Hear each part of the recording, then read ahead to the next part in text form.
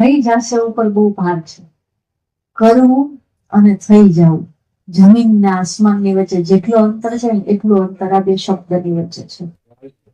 તો આપણું સનાતન ધર્મ છે ને એ સહજતાને માન આપે છે. સહજ થઈ જાવ, કરવું નહીં. સાથે જેમ પક્ષી એના ઈંડાને સેવે ને એમ ગુરુનો સાથ, ખાલી સાથ તમને સેવે, તમારી અંદર પરિવર્તન લઈ આવે.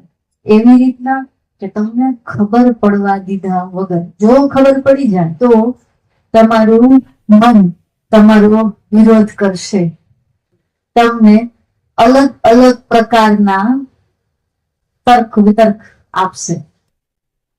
જેવું તમને એમ કહું ને આ કરો એનાથી આ ફેર પડી જશે, એટલે તમારું આંતરમન ત્યાંથી જાગૃત થઈ જશે, બુદ્ધિ જાગૃત થઈ જશે, તર્ક ચાલુ થશે, વિતર્ક ચાલુ થશે, અને સાથે સાથે શંકાઓ પણ આવશે, પ્રશ્નો પણ આવશે.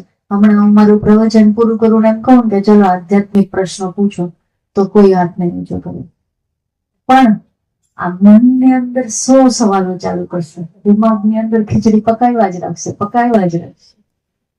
હજારો વખત આવી ખીચડી આપણા દિમાગમાં આપણે રાંધી છે, બરાબર? તમે મનમાં પૂછો તો કઈ કોઈ જવાબ થોડી આપવાનો છે.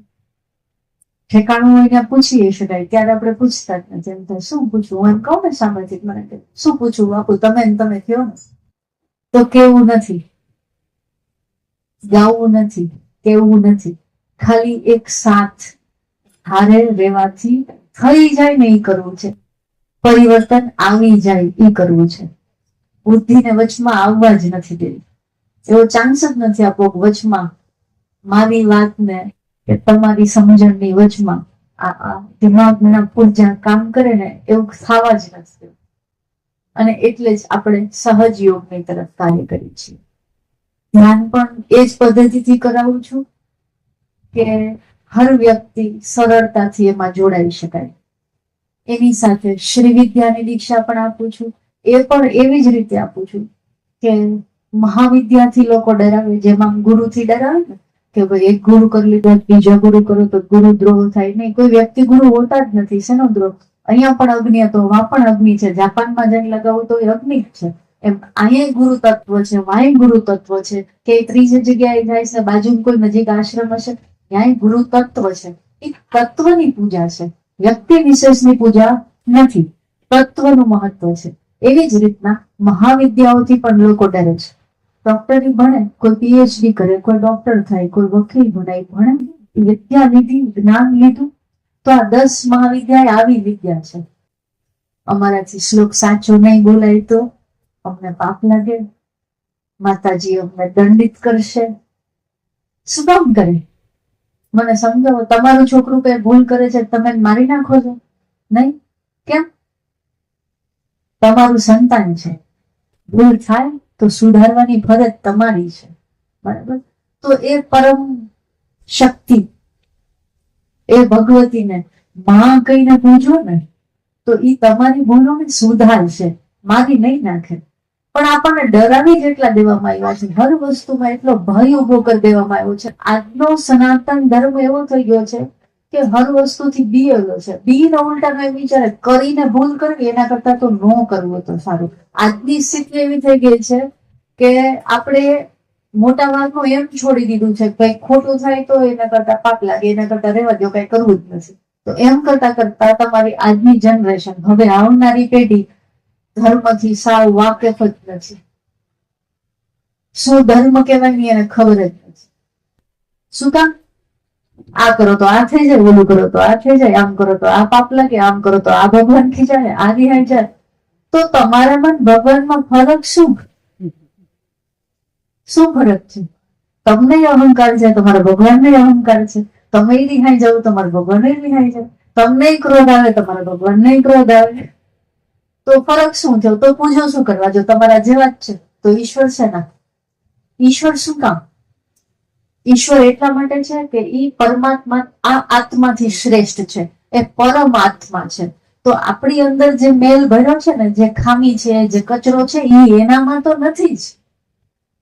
આપણને એટલા ડરાવી નાખવામાં આવ્યા કે ધર્મથી દૂર થઈ ગયા.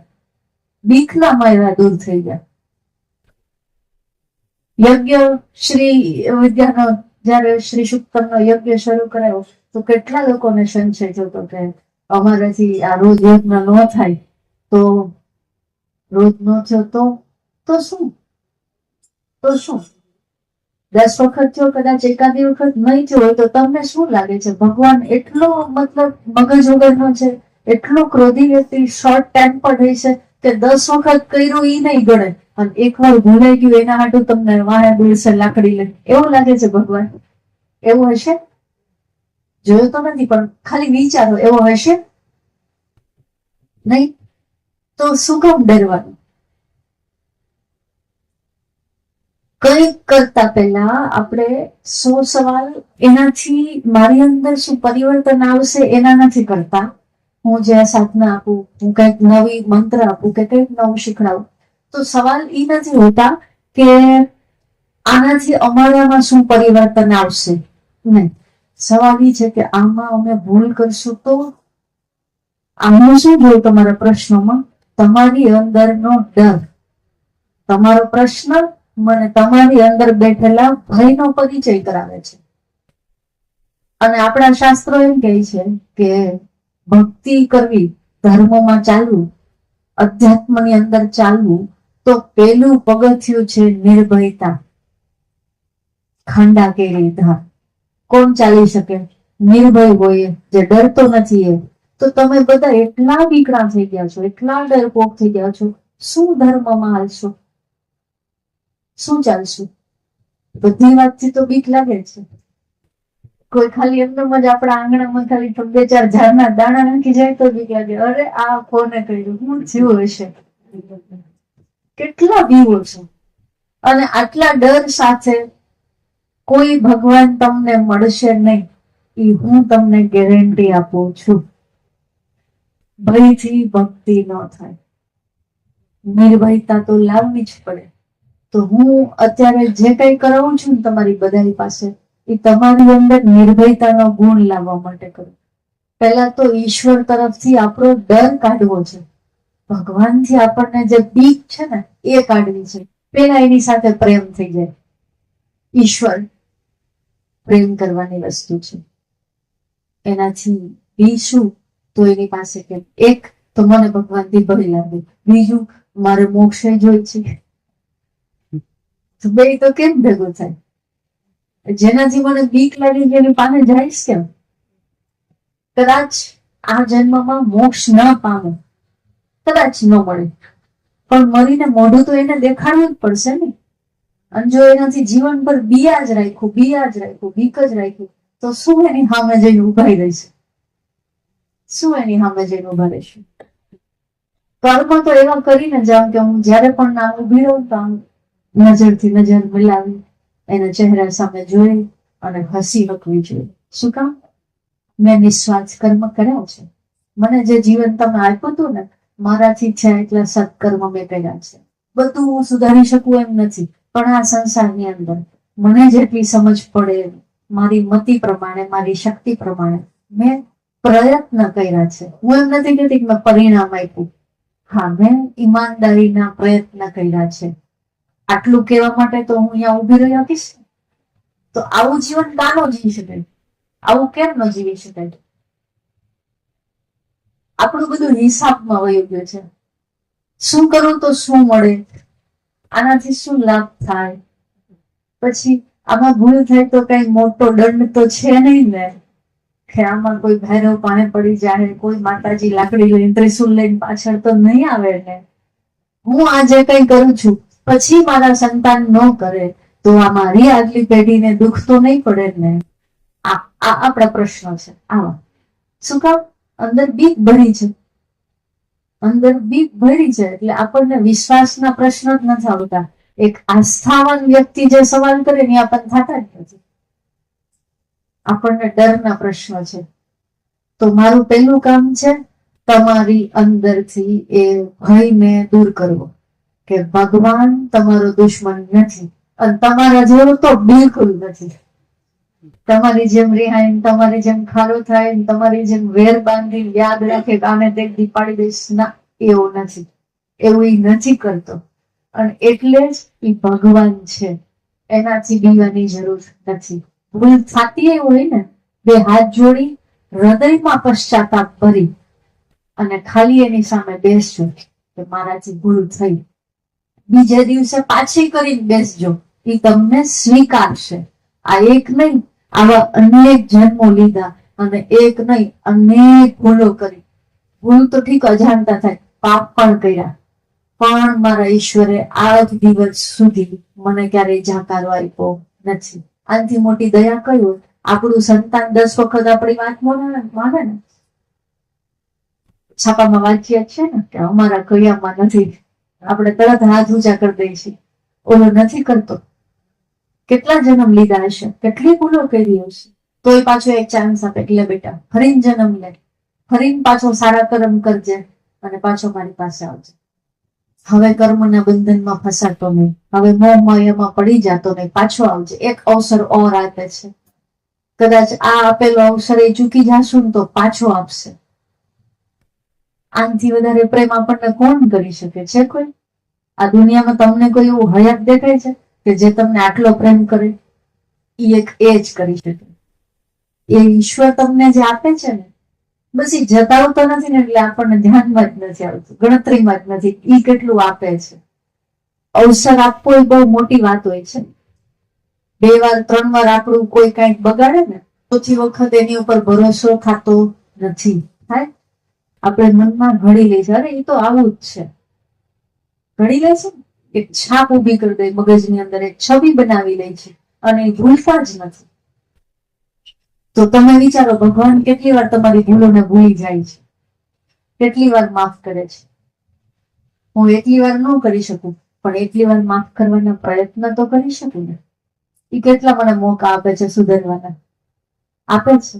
તો હું એટલા અવસર મારી જીવનમાં, મારા આસપાસ, મારા પરિવારમાં, મારા મિત્રોમાં, મારા સગા સંબંધીઓમાં જેનાથી પણ ભૂલો થતી હશે છે, તો એ માણસો જ એને અવસર ન આપી શકાય? ભગવાન તો આપે છે. તો આપણે કેમ નથી ભૂલી શકતા? કેમ માફ નથી કરી શકતા? કેમ કેસેટ બાંધી લે છે? નહીં, એનો તો સ્વભાવ જ આવો છે, એ તો સુધરે જ નહીં કોઈ દી. એનો પછી આપણે આપણી બચાવવા માટે કહેવત બનાવી, દૂધના દાજેલા છાશ પણ ભૂખી ભૂખી નથી ગઈ. તો ઓલો ભગવાન તો કેટલો છાશ થી દાજી ગયો તોય પીવે છે. એ આપણા માટે વિષ પણ પીવે છે, અને એક વખત જતાવતો નથી, સંભળાવતો નથી. આટલો ગુણ એને ઈશ્વર બનાવે છે, અને આટલો જ અવગુણ મને પામર મનુષ્ય બનાવે છે. હું ભૂલી નથી શકતી, હું માફ નથી કરી શકતી. મારું કરેલું સત્કર્મ જતાવ્યા વગર રહી નથી શકતી, એટલે હું માણસ છું અને એટલે ઈશ્વર છે. હવે કેટલી નાની વાત થઈ ગઈ ને. ભૂલી જાઓ, માફ કરી દો. કોઈની એક છબી કેસેટ ગાંઠ બાંધી મનમાં ન રાખો, તો તમે ભગવાનની નજીક તો આવી જશો કે. આનાથી સરળ ધર્મ શું હોય? ભગવાનને મેળવવાનો આનાથી સહેલો રસ્તો શું હોય? બીજું તો શું થઈ શકે? ખાલી તમારી અંદરની ગાંઠો કાઢવાની છે.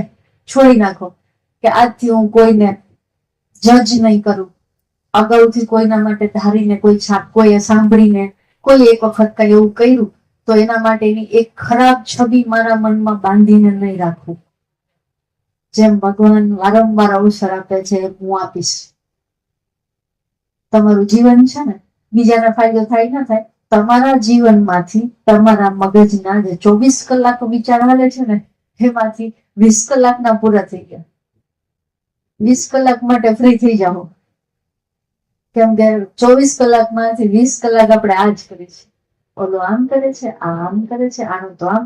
પછી પાછું સાહસ એટલો બી નથી કે સામે કહી શકીએ. મને જે વ્યક્તિથી તકલીફ છે, અથવા તો મને એમ લાગે છે કે ભાઈ નહીં, હા સુરેશભાઈ છે, સુરેશભાઈમાં તો આ વાંધો છે, એ હું સુરેશભાઈ ન કહી શકું. પાછું એના માટે મારે મહેશભાઈ ગોતવાના, મૂળ મહેશભાઈ પાછા સુરેશભાઈ ને બે વાતો કરી. સુરેશભાઈ શું ફાયદો? કામ તો મારામાં એટલું સાહસ આવે કે મને જેનામાં જે અવગુણ દેખાય છે એને હું પ્રત્યક્ષ કહી શકું. કહી શકાય? કહી શકાય? કેમ? શું થાય? માથાકૂટ. તો એનો બીજો રસ્તો છે કે મારે કોઈના અવગુણ જોવા જ નહીં. એનો એ સરળ રસ્તો છે. કામ જ દેખાય છે. હવે હું છું જ માખીની જેમ, મને કચરો જોઈને ત્યાં જ બેસવું છે. માખી છું પણ મારો સ્વભાવ છૂટતો નથી. તો હા, તો પછી હું કહેવાનું સાહસ રાખીશ. જો અહીંયા બેઠી છે ને, એને માખી હોવાનો ગૌરવ તો છે, જે છે એ તો છે. આપણે નાટક એવું કરી છે નહીં નહીં, હું તો કોઈની નિંદા કરું જ નહીં, હું તો કોઈની પંચાયત કરું જ નહીં. તો એ નાટક તો મૂકી દો, કમસે કમ જે છો એ તો દેખાઈ જાવ કે હા ભાઈ હું કરું. મને કેમ કે મને સામે કહેવાની આદત નથી, તો હું પાછળ વાતો કરું છું. મારામાં એટલું સાહસ નથી. સ્વીકારી લઈએ તોય જિંદગી સરળ થઈ જશે. સ્વીકારી લઈએ ને તોય સરળ થઈ જશે. મને મારા અવગુણ ખબર પડે ને, ખબર પડે, ખાલી ખબર જ પડે ને તોય સુધરી જઈશ. સ્વીકારી લઉં ને જે ઘણી કે મારામાં આ અવગુણ છે, મારામાં આ ક્ષમતા નથી. આટલું સ્વીકારવા માત્રથી જ એ જ ક્ષણે ભગવાને અહીંયા સિસ્ટમ એવી આપી છે, તમને એ બનાવવા માટેના પ્રયત્ન શરૂ થઈ જશે. અહીંયા રચના ચાલુ થઈ જશે. તમને ખબર જ નથી આ મશીન છે ને એની અંદર કેટલા ચમત્કાર બન્યા છે. 5.5 ફૂટની કાયા હજારો ચમત્કાર હર ઘડી કરે છે. એક વખત સ્વીકારીને તો દુનિયા સામે નહીં, અરીસા સામે ઉભા રહીને ક્યારેક પોતાના અવગુણ તો ગાજો. એ જ ઘડીથી મન હળવું ન થઈ જાય અને તમારું આંતરમન તમને ખરાબ કામ કરતા પાછું રોકવા ન માંડે, અથવા તો એની ભૂલ બીજી વાર તો નહીં જ થાય તમારાથી. શું કામ? સ્વીકારી લીધું. આનું જ નામ પ્રાયશ્ચિત હતું ને. ઇન્દ્ર જેવા ઇન્દ્રથી ભૂલો થઈ છે, આપણા શાસ્ત્રો ભરેલા છે. શું કર્યું ઇન્દ્રએ? પ્રાયશ્ચિત. ભગવાન ભૂલ કરવાથી કંટાળતો નથી, માફ કરવાથી કંટાળતો નથી. એક ભૂલ કરી હવે 10ની જ વેલિડિટી છે, એક કર નહીં છે હવે 9 જ બાકી છે, એવું નથી. કરો ને, લાખો ભૂલ કરો પણ પ્રાયશ્ચિત પણ કરો. આપણે સ્ટોરેજ કર્યા જ રાખી, ભેગું કર્યા જ રાખી, માનીએ નહીં. કોઈ આપણને કહે તો માનવા દઈએ નહીં. એડી ચોટીનું જોર લગાવી કે ના રે ના, હું એવું છું જ નહીં. એ તો તારી દ્રષ્ટિ એવી છે, તમને એવું દેખાય છે. આપણે સામે વાળાને દોષ દેખાડી દે અને એને ખોટા સાબિત કરી દે, પણ આપણી અંદરની એક ભૂલ સરળ હૃદયથી સાચા ભાવથી સ્વીકારી શકીએ નહીં. અને મેં જેમ કીધું એમ, મને અવગુણ જોવાની ટેવ હોય. દુનિયામાં બધી પ્રકારના જીવ છે, ખરાબ વસ્તુ નથી. ખરાબ નથી તો હું અહીંથી હાલી જાઉં છું, મને દેખાય તો આ વસ્તુ ગલત છે, અથવા તો આ વસ્તુ અહીંયા પ્રોપર જગ્યાએ નથી પડી, મને દેખાય તો એ કઈ ખરાબી નથી. પણ ખરાબી શું છે? હું એને સામે ન કહી શકું. મારે કોકનો સહારો લેવો પડે અને પીઠ પાછળ કરવું પડે ને. ખરાબી એ છે. અને મોટા ભાગે આપણે આપણી જિંદગીના 80% આમાં જ વિતાવી છીએ. મને બહુ આશ્ચર્ય થાય, મને સમજમાં નથી આવતું કે ડાયરેક્ટ સીધું જેને જે છે એ કહી દેવામાં વાંધો શું છે? શું એટલું તો શું? એને નહીં ગમે તો નહીં બોલે તમારી સાથે, પણ મને એમાં લાભ દેખાય છે. લાભ કે હું કોઈ દિવસ નિંદાના કાર્યમાં તો ન પડી ને, મારા હાથે ઈ એક પાપ તો ન થયું ને. બીજું શું થયું? સામેવાળા વ્યક્તિની સાથે મારો સંબંધ કા તો આ સત્ય સ્વીકારવાની એક ક્ષમતા ઉપર જ ટકેલો રહેશે.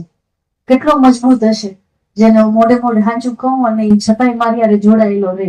તો સાચા સંબંધ તો એને ગણવું ને, કે એને ગણવું કે જેને મારે ચહેરા અમે બહુ હા હાજી હા બહુ સારું આમ કરું, પાછળથી એની વાતો કરું. આ સંબંધને સાચા સંબંધ કહેશો નહીં ને? તો મારી જિંદગીમાં એટલા જ બચશે જે ખરેખર સાચા છે, જે મને મારા ગુણ અને અવગુણ બે સાથે સ્વીકારી શકે. એ જ મારા સાચા હતા. ખોટો ભાર ખભા ઉપર લઈને હાલું જ શું કામ? એટલો બોજ શું કામ લઉં?